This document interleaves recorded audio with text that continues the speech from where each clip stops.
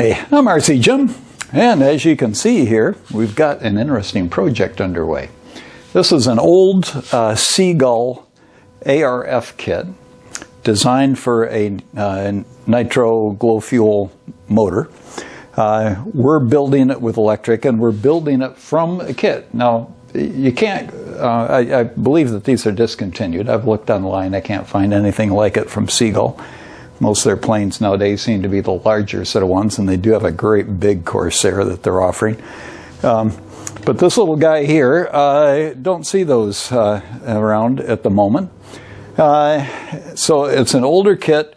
It's been sitting around for ages, and I don't know if it's been stored in a barn or in a shipping container or what, but the skin on it was all wrinkled up and horrible and whatever else, so we've been working on that a bit, and we're getting ready to get the thing flying.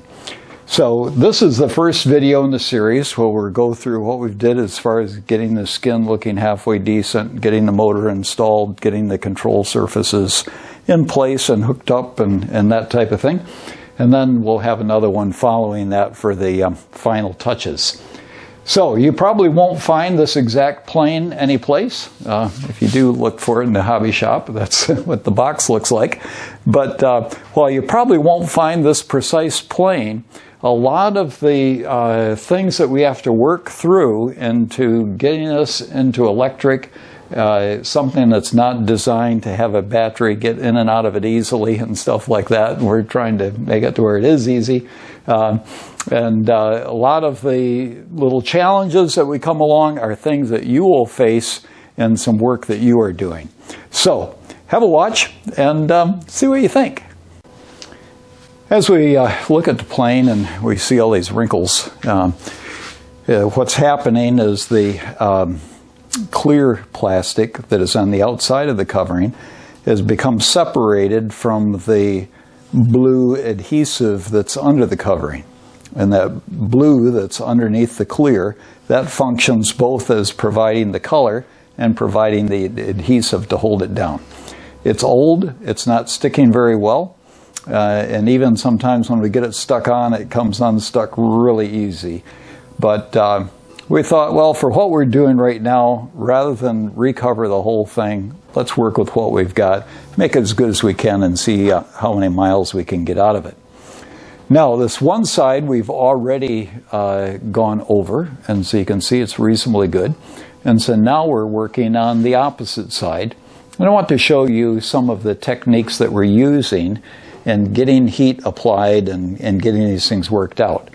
Now, this is something that I've had to work on the technique on this particular plane for this particular covering as it is. A lot of the techniques that I use on newer covering are not working on this, and so I'm trying some things that are a little bit different. In this fuselage, all of these wrinkles are going longitudinal. They're all going this way. So what we want to do is stretch it that way, stretch it up and down. Now, it's got to pull against something. So naturally, you keep the edges cool where a particular piece of covering has gone to.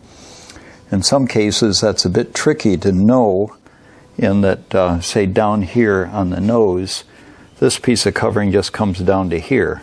And then they got a separate piece around the bottom to there. And down here, looks like there's a seam across here. So I want to be careful of that seam. Unfortunately, it looks like that seam is down pretty good. And then there's probably one up here on the top. Okay. So I want to leave the seams cool where it's already attached. And after I get everything shrunk, then I can go over those and stick them down. But in terms of doing the shrinking, don't go up and down this way, because you want it to get pulled against. It needs to get pulled up and down. So what I'm going to do with my sort of heat and press down technique, I'm going to start on this one. And then after do this one, I'm going to move it up one and then move it up. And so I'm going to move across this way so it can be pulling against itself.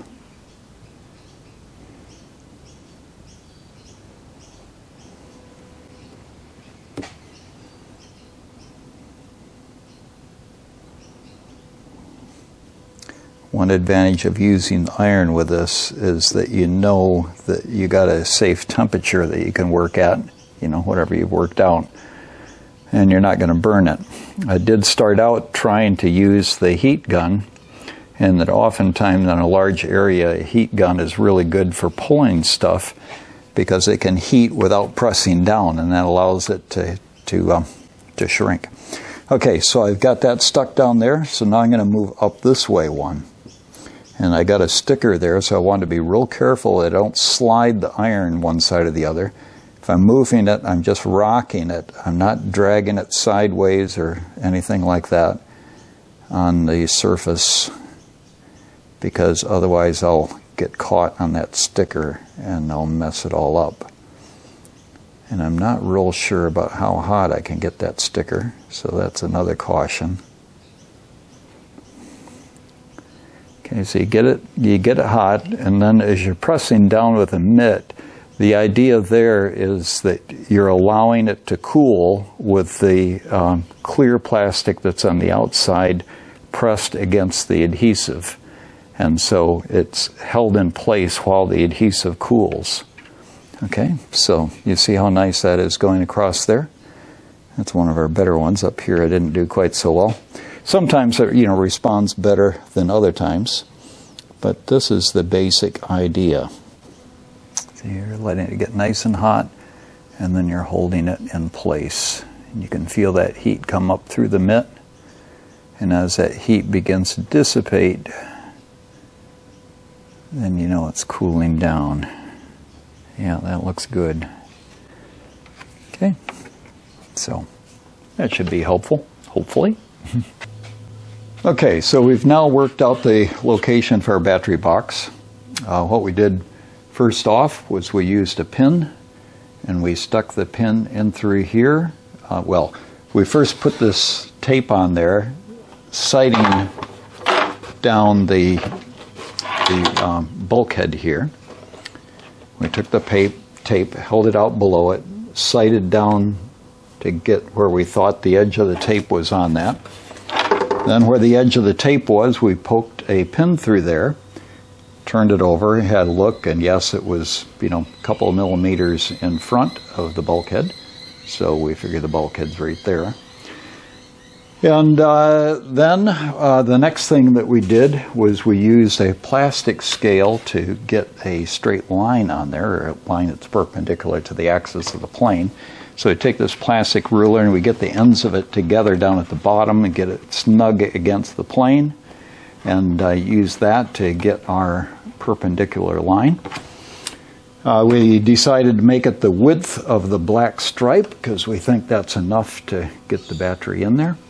There would just be a box going down into the plane, probably on an angle, and it might be something that you put the battery in and you lay it down a little bit into the box. But that's basically the plan as far as holding the battery. So this will be a little hatch, so we just said, yeah, let's make it 70 mils this way. Gives room for the battery to go in. So with that line there, we then measured up the 70 mils to get this line, then sighted down the edge of the black stripe to get those lines.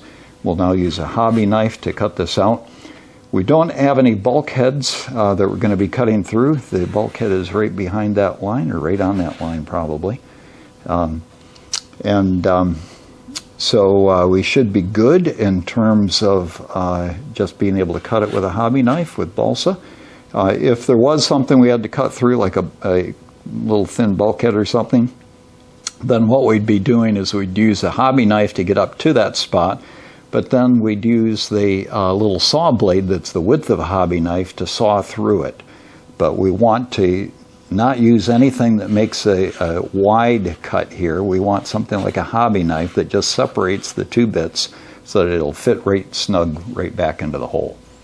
And then we'll make some mounting things to hold it there. Okay, so I got a little compartment cut out, so that's really nice. Marked it front. After I get the tape removed, make that obvious which way it goes.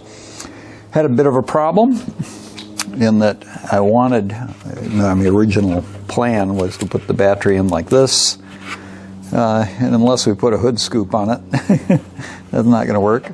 Thought about straight up and down.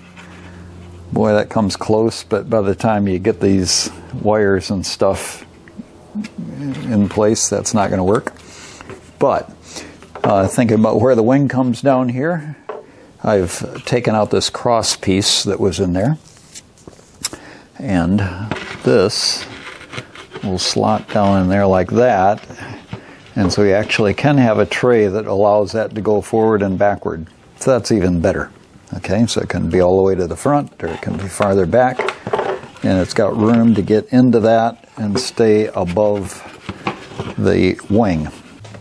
That tray will need to be above where the wing goes, so I'll just take these file folders, put them in where the wing would be,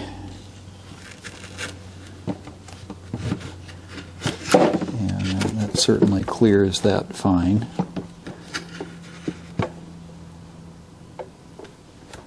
And not by tons, so we have to make that tray be just above the wing. Okay, we've got our hatch for the battery up on top here, and the battery is going to go in there, and it's got to fit inside there. And going in, it has to clear whatever bottom is in here, whether it be the wing here or whether it be a battery compartment. I have relieved the servo tray, so I notched out the servo tray a bit so that it's not interfering with that. So what I'm going to do is I'm going to run the battery into the hole, and I'm going to just see how far it comes up here if we get it in sort of as tight as we can go. So I'm just marking on the side roughly where it is at each stage of entry, realizing that we'll need to offer a little bit more clearance when we can for allowing for a battery to be a little bit bigger. Okay, and then that would go right down from there. So down in here to down into there. So from there on in, so down at that sort of level there. Okay, so this sort of line that I've got roughed in along here, I need at least that amount of clearance to get the battery in and out. Okay, at this point it angles up, and that's if we don't hook it onto something. I would say we really want a little bit more right in that area there. Make that more even across there. So down to something like that.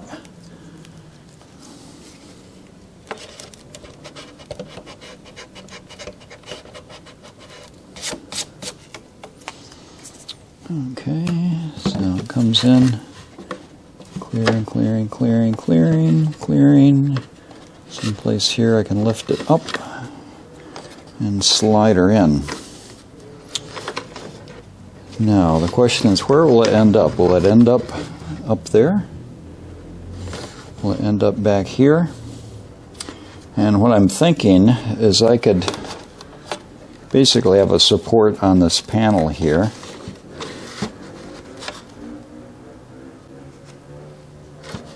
Is it ever hitting that? Now it's staying well clear of that panel the whole way. So I could have a support across there, and I could have a support back here, and then the strap would be probably, yeah, that's part of the problem here. I'll probably hold off on the construction of this. Just looking at the battery here, if I get it in here flat like this, then how am I going to strap it in? The opening is opposite this spot here. I don't have an opening here except if I take off the wing, and I don't want to have to do that to replace a battery. I could have a stop that keeps it from going farther back and then just put a strap on the front of it and depend on Velcro. But I can't have anything that constrains the top other than the strap. Back here it's not going to go anywhere. It can't go any higher. Oh, I got servos there too. That's going to be an issue. Okay. We're going to have to relocate our servos. As we worked out, the battery needs to come back above this servo tray, back to perhaps at the end of these openings here, so some position such as that. So we need to reposition these servos in a way, and the way it was set up, it just had a single hole for a servo going crosswise over here. So what I've done is I've opened it up so I can have two servos in there, and I've got enough distance between them that if I want to put the receiver in there, I can. But if we do that, then we have to lift the servos up. They need to have a block under the mounting holes to get them up higher, to give enough clearance, because the arms are going to be out here in the middle. Alternately, the receiver could go across ways down here, but many receivers you'd be able to put longitudinally if you think about stabilization, and the reason for putting one in the middle would be for stabilization. Many of the stabilized receivers could be positioned on the side, like a Spectrum could be done that way. Or with something like the Lemon RX that I've got, I could actually have a separate platform in here with a receiver attached to that. So lots of alternates that we can do with still the same basic configuration as this. Okay, we're getting ready to put the wing together. Note that the middle section comes up in the middle. We got the inverted gull wing on a Corsair. So the middle section is going up, and then on these braces, the longer bit is going to go into the wing tip, and the shorter one is going to go into the wing root. So it's going to go in like so, and be going together like so. Okay, now you notice I've put masking tape on the bottom here. We're going to be gooping that up with epoxy, and I check to see that we'll be able to get it together, and of course after it's together I'll be sticking the epoxy on to the other bit as well to keep it from dripping out. And of course I'm using the covering that came with the wings to protect my tablecloth. Okay, this is rather sloppy, so it's going to need a bit of extra epoxy in there to fill things up. So we will cover this with epoxy. We'll also pour some epoxy into the hole there, and it should be oozing out, make a nice mess, but yeah, with it oozing out onto the tape, that's less than ideal, but I'm not quite sure what else to do. I might mention as well that I've cut some wood blocks that are the right height to use on the wing tips to get the dihedral the same on both sides. Okay, we've got the one side glued. I got the block of wood under the end of it. This epoxy that I'm using goes for a long time, so I decided I'm going to go ahead and got a towel on the floor there. I'll end up standing this up there. That I can stand up here and work on it. And I'm going to mix up some more epoxy and we'll make it go. One mention is that kerosene is a solvent for epoxy, and it doesn't bother the covering. So if you get a little tiny bit of a fingerprint or something on there, try to be careful not to do that. But if you do, nothing like a little bit of kerosene to clean that up. I've got the tape wrapped around the ends to try and make sure that we hold it straight. Okay, I've got the tape on that bit there. I'm going to mix some of the epoxy. I think I'll do this part of it first. Just make sure that my fingers are nice and clean. No epoxy. Be careful also of drips onto your work surface. You don't want that to get all dripped up. Okay, and I can lean it against that and get another towel. Okay, so I can stand up this there and that there, and put them together, get them back here. Stand this one up here, and I'm going to stand this one up over here.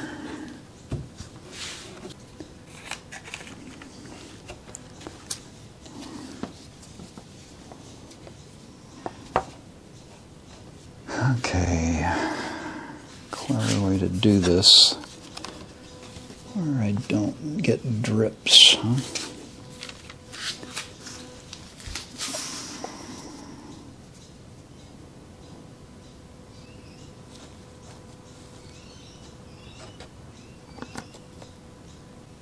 Okay,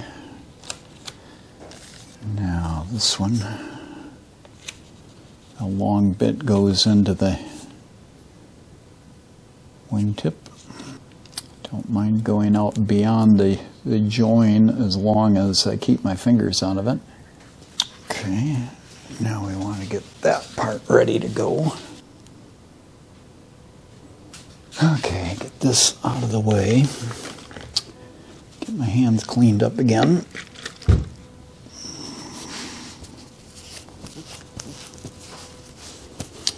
Get any epoxy cleaned off of our work surface. We put our two halves together.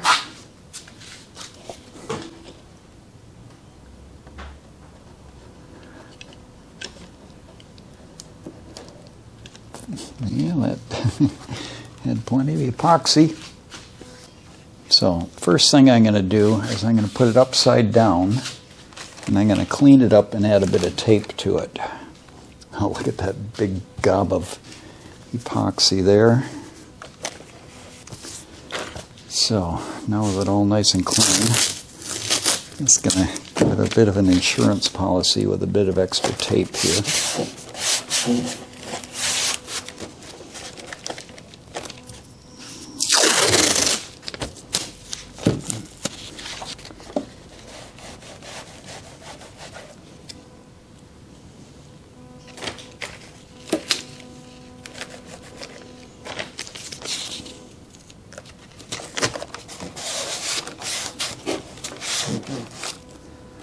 Okay, now we'll put it the other way. Check and make sure there's nothing there to... Oh boy, what a mess. I definitely put too much epoxy into this side here. No doubt at all about that.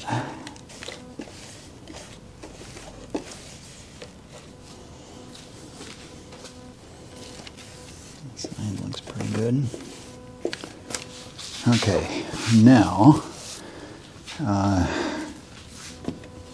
block of wood into this side, block of wood under this side, and now I want to have them held together. I'm going to tape some string to both ends, and I'll double it over a bit.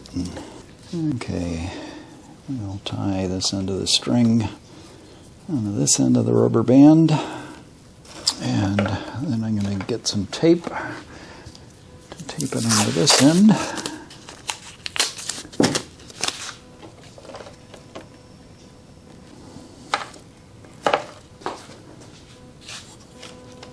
Yeah, needs to be tighter.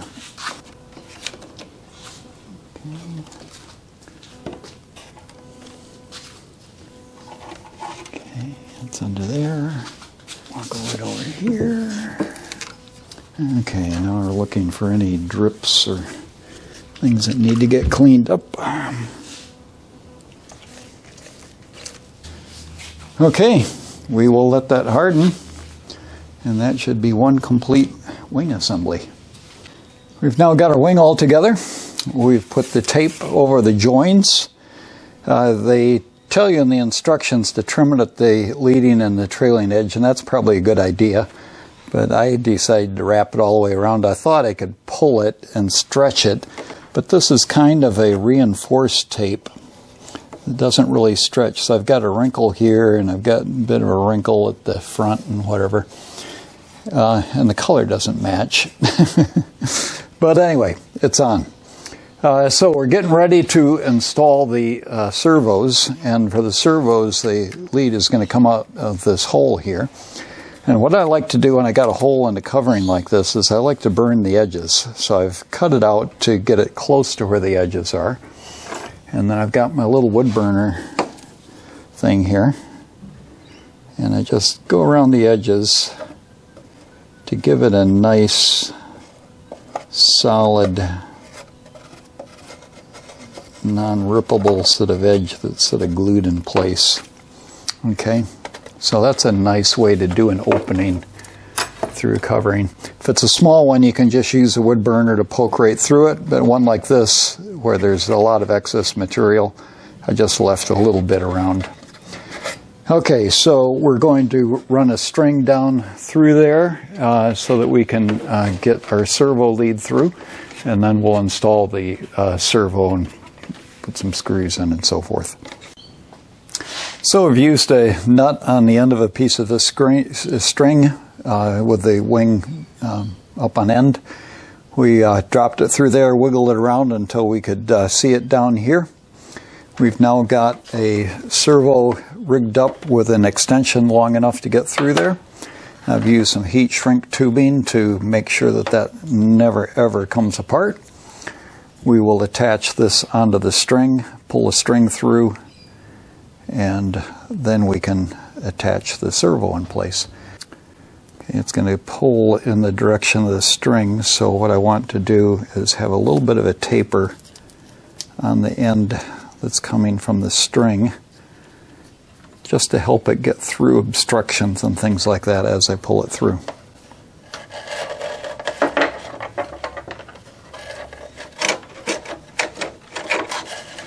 It's got through fine. Okay, right now got our servo. We'll see which way they want it. Whether they want it that way or the other way. Okay, that's the way they want it. I don't see any holes in place for the control rod. I don't see any evidence of holes. So we can choose to either put it on the outside or the inside.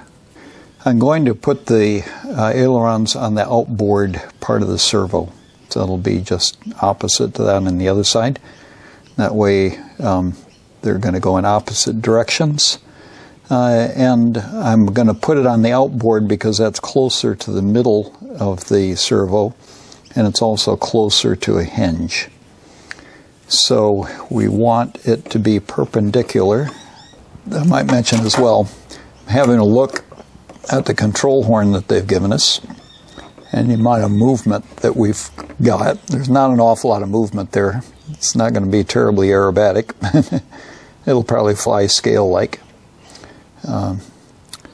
So anyway, I'm thinking that that size control horn will be adequate.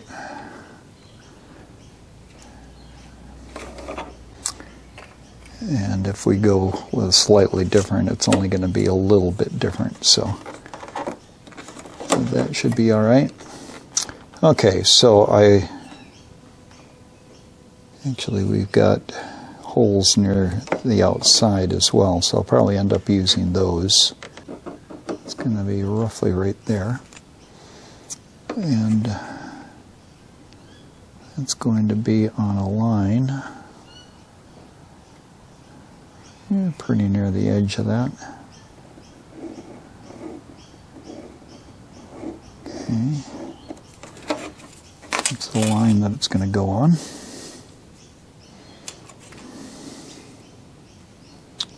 So when I go to line this thing up, the holes, you'll sight down, it should be right on the hinge line. That looks pretty good.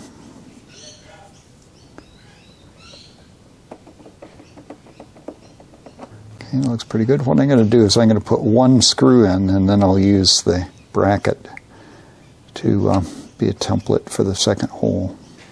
Well, we now have the push rods in place.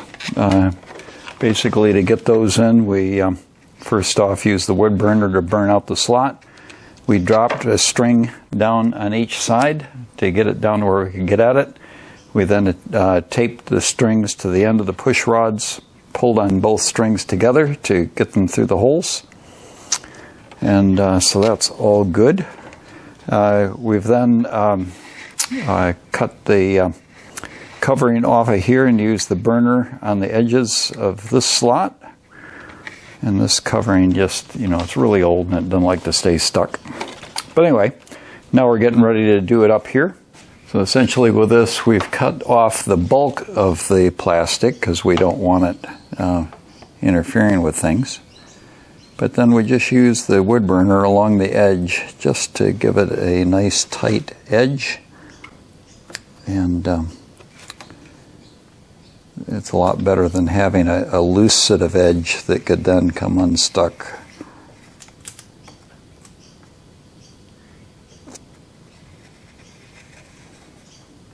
Okay, and the reason why we've cut off part of it is that we don't want it going all the way down in there. We want a good surface to still glue against. Okay, at this point in the instructions, what they say is to mark the center of the back of the horizontal stabilizer. Mark it there, draw a perpendicular line up there, and then remove covering from both sides. But they don't tell you how much covering to remove. So what I'm doing is I'll end up doing that, but for right now I'm going by sight to get the middle here, and then with that in the middle I'm using my square to get that square, and I'm sighting down the edge here. That looks pretty square. I think that's pretty much the middle up there. So that's going to be mighty close. So I'm going to take some little bits of tape to put 4 bits down there to mark where those positions are. And then when I remove the covering, I'll leave a few millimeters that is going to be under, inserted in there, so I don't have a gap out here. We want to use a minimum amount of tape because this tape tends to pull the covering loose, given that we got some real old covering that we're working with here.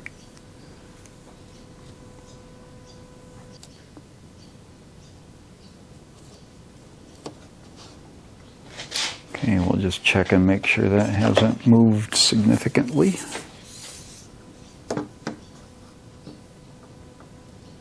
Yeah, it looks pretty good. So we now pull this back out. And now I'll mark down there, remove that covering, and then I'll put the center line. Yeah, just really need the center line at the back, don't I? Can't see up there. I'm not sure. I guess as far as putting the center line in, they're using that.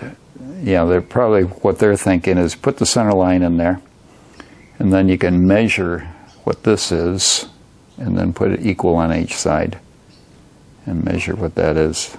And this does end up, well, you have to measure what it is, where it comes to. Okay, so we'll continue on with our plan. I've gone ahead and used the covering iron to stick down the covering good. I should have done that beforehand, before cutting this, just to make sure it was all thoroughly stuck down. I also tightened up a few of the wrinkles and things like that. This side I've gotten done beforehand. And I put the, having cut it off with the clearance to where I'd put the tape marking it, I then cut the bits off. I then drew the line on there and discovered that my line is nowhere near the center of the area that I cut off. So I just double checked to make sure that my line is perpendicular to this line here, and indeed it is. And so then I've measured the distance between the spots here, and I put a couple of marks on there where the edges should be. And I've done that both top and bottom. I've then put it onto the plane, and then with it on the plane, I've just made those marks a little bit darker. Now this one, just barely, we've got the covering coming up to it, so we'll be okay. That one we've got a generous bit. But as we go to cut the bit off the end on the back side, I've wrapped the tape around the ends to mark where the original spot was. And all of that is going to be good except for this one here. So this one I will just allow a little bit extra, and we'll cut that and we'll remove that bit to prepare for gluing. I do note that the gluing area is not the entire area, but it's just near the edge. So I probably want to trim a little bit more off of this one just to make sure we got enough wood to wood being glued. An interesting thing to note with regard to the two different methods of taking off the covering. This one I took it off before I ironed the edges to make sure they were stuck down, and I got nice clean wood. This side I ironed it down carefully, and because I'm pulling off the covering without applying heat, then it's left the glue, the covering glue, stuck to the wood. So I'm going to have to scrape that off along the edges because I want a wood-to-wood thing. So yeah, it's a bit of a toss-up as to which is the best way to go. You know, something to be said about taking it off before you do the iron. And of course, if the covering was proper, oftentimes when you pull off covering without heat, the glue does stick on the wood anyway. So it could be with a newer kit that hasn't been sitting around for ages like this one, that it would have the same sort of thing, and you just need to scrape that off. For scraping it, I'm just using a hobby blade that's got a square end on it, and just scraping along the area where we're going to be gluing.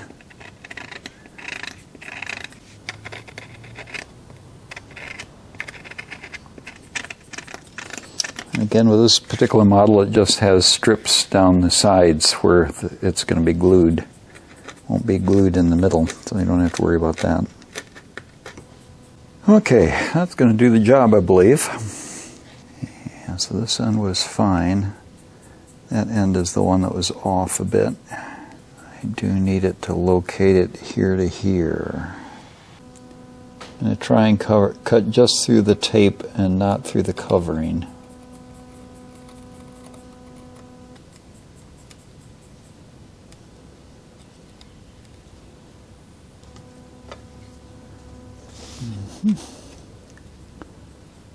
And over here, there's just a very small part.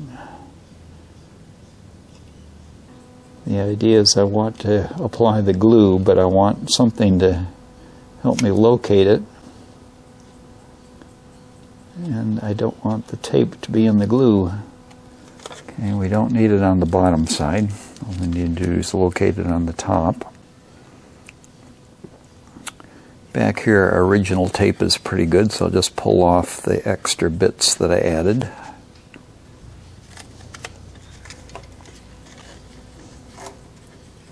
You want to be careful in pulling this stuff off. You know, this covering has got a real problem. You see the light spot right there. And that's where I've pulled the clear off of the coloring a bit. Can use my fingernail to eliminate the light spot, but it's obviously not going to stay stuck. So I can use this to line it up on this side, at this end. Those are pretty good as far as lining it up there. And this I can also measure on the plane. Okay, so that should be reasonably good. A couple of these wrinkles in here, I'll worry about those a little bit more after we get it on there. I note that again, we don't have much as far as control throws, so not going to be a super aerobatic plane. But as I said before, I expect we'll get decent scale sort of flight out of it. Okay, yeah, so we're ready to put some epoxy on there and glue it on. Well, we've now epoxied the horizontal stabilizer in place. I took off the bits of tape back here that would be underneath. I left these up here because I felt I needed them to locate positively the location side to side of the front of it. These bits of tape here I just put in just in case any epoxy wanted to drip. I certainly didn't want it to drip into the control horn thingies there. And I figure it wouldn't hurt as far as keeping it off of other things as well. So it doesn't look like pretty well anything happened that way, but never hurts to play it safe. There is a bit that goes down here. They haven't told us to install that yet. This little thing here will get cut out. Pretty sure that that's what that is. Probably want to paint that. It'd be a bit weird having a white thing on the tail, but we'll do that when they tell us that that has come up. Very interesting the way they put this collet on there sideways. Bit weird, but if it works, it works. Well, we're now getting ready to put on the vertical fin. You can see that the rudder sits into this little saddle thing there that is going to turn it. And as it turns, it's going to slide a little bit along there. Inside, you can see that there's no bottom other than right here at the back. There's a little bit for the rudder to sit on and this little panel here. So that means it's got to be all the way back. Otherwise, you're going to have the rudder interfering with the back here. With it all the way back, such as that, it means we've got a bit of a gap up here, so that either can be filled or just leave it, whatever you like. Okay, they say to mark a line along here. I've again just simply used some tape to mark where the edge is, and we're going to remove the covering below that, and then it's on each side. Discovered in with the rudder is this little piece to go in here. Now this little piece of balsa had covering on it, but it was too fat to fit in there. Perhaps because I had put epoxy onto those things, you know, as the horizontal stabilizer went in there. But anyway, I sanded it down and I figure I can touch it up with a bit of paint, and that will be fine. And of course I've got tape on this side as well to mark off where to cut that off. Okay, we're now ready to glue the vertical fin. It does have a fair bit of slop back and forth in there. And as far as curing that, you know, unfortunately you really should be getting some support down here. There's nothing there. There's a little bit right in here. And then there's some support at the back here. The major thing is the back, I would say, as far as getting vertical support. But given that it has that slop in there, hopefully the epoxy will fill it in. But what we're going to do is we're going to, well, first off, what we've already done, we scraped off the covering adhesive where it's being glued. There's a strip along the top on both sides where it's going to be glued. There's a small area along the side of the back that is going to touch something. There's the back itself. Tiny bit of a spot here at the tail end on the bottom, and a very small spot here on the bottom. And then there is a panel that goes down here that'll have a little bit top and bottom in there. So those areas we'll put some epoxy on here, very, very light on this one, because when this goes in it'll tend to squeeze out. But we'll also put epoxy in there. In there, we're a little bit less worried about where it's going to go. There are some control rods in there. I suppose if those had gotten put in later, it might have been a good idea. They might be rubbing on this thing here, and given that we're going to put extra glue there, that potentially could be an issue. So I guess we could pull them out and then put them back in again. Yeah, maybe that's a safe thing to do. We're probably not supposed to have those in yet anyway.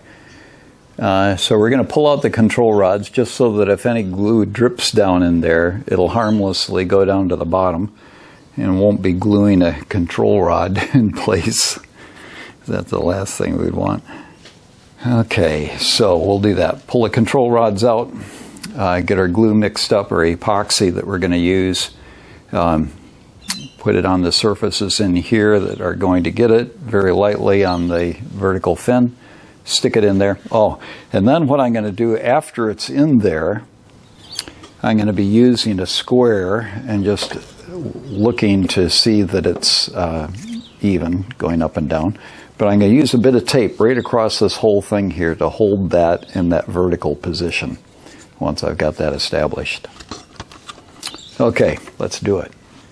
So I've got the epoxy in there. I've got tape running down both sides here. Initially I started with that tape down here, but it was pulling it back this way. So you have to make sure that you've got the clearance down here and that this is all the way back sitting on that little seat there. So I got these pieces of tape. You know, if you put the square in both sides and compared. While I had the epoxy mixed up, I've gone ahead and glued this little bit in here. The one control rod for the two elevator panels, I've removed that. But the tail wheel and rudder connection is already in place and you can't remove that.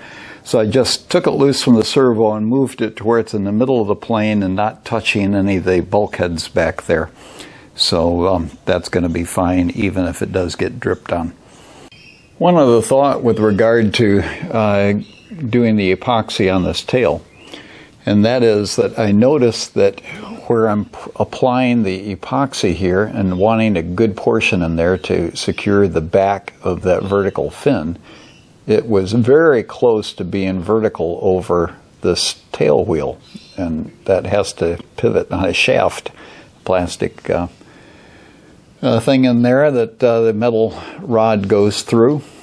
And as I had the plane positioned at that time, I had the nose up on top of the stand over here, which raised that, and it tilted the whole thing back to where potentially the glue from the back of the vertical fin here would drip directly onto the tail wheel.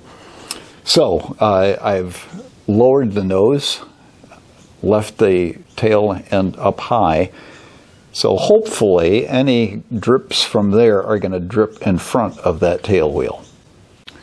As we're waiting for the glue to harden on the epoxy to harden on the vertical fin, we've gone ahead and put the landing gear on. The very first hole that I drilled is right there. And that hole went nowhere. I mean, it went through something very thin. And I guess, you know, I had it a little bit off, you know.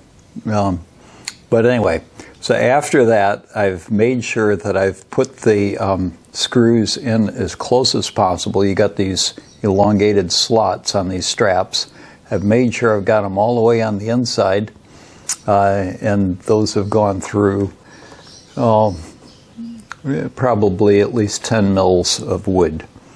And given that the wood has got a slot in it that these things are poked into, and it goes through a hole that this is plugged into, you know, it seems like that ought to be pretty solid.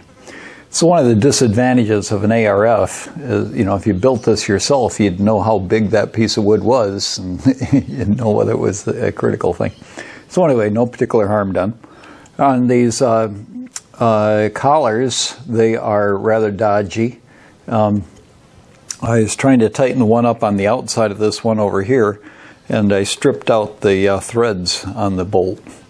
So I replaced it with a proper one with a Allen grub screw in it instead of these old cheapo things.